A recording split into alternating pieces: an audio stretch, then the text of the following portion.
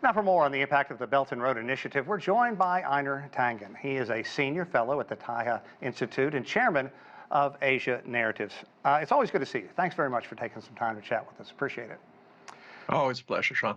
The BNR is a key foreign policy mechanism for China. Now, a few days ago, one of the leaders of the African Union said the measure, the projects, the funding, it really came at the absolutely right time for African nations. Do you think that there is this huge potential for developing nations? Oh, absolutely. And it's not just potential. I mean, over the last 10 years, China has shown, categorically that when you invest in infrastructure, when you help countries connect, as their stories have just shown, there's economic development, there's hope. It's a big contrast.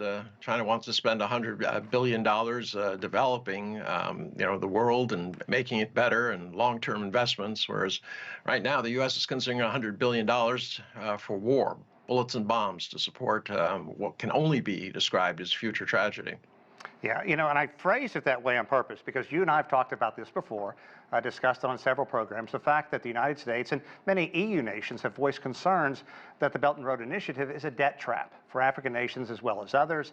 And one day payment is going to come and they believe the dominoes are going to tumble. However, at the same time, China, as you say, is filling this void, providing resources and modernization that the United States and Europe just aren't.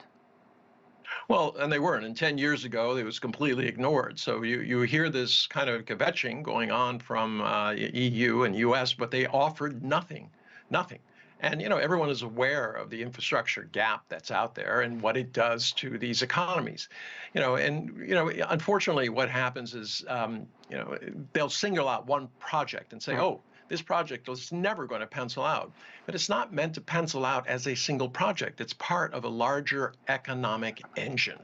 And this is what Xi Jinping was talking about in his first of his 8 points. And he says they're going to finish the engine itself. And then they're going to fill it in and make sure that it works in a way that is sustainable and accessible. It gets rid of a lot of the inequalities that are associated with a lot of the development that's gone post-1945, developed by the U.S., which obviously hasn't worked.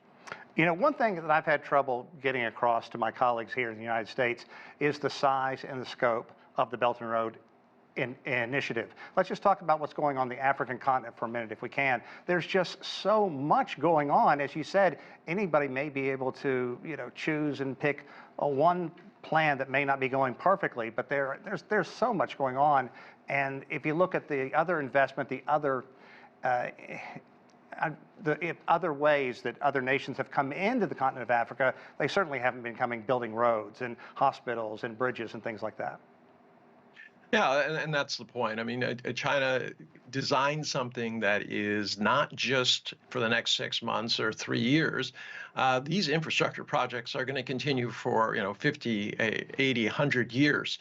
They're going to be the bedrock of new economies that are emerging there. And it represents the ability of these nations to see daylight. Right now, especially with the debt, post-pandemic, U.S. Fed raising interest rates, is really, really tough.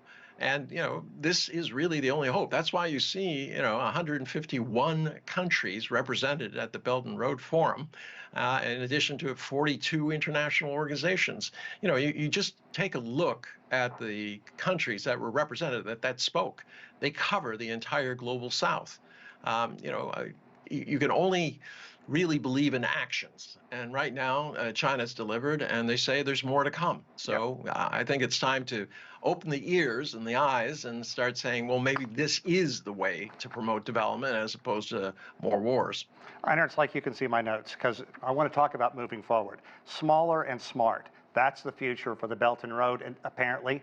What will that mean for African countries? Well, it's not just African countries. There's 1,000 small projects, small and beautiful. And the point here is that if you take a look at the Marshall Plan, post 1945, it was always about countries and economies. It was really never about the people.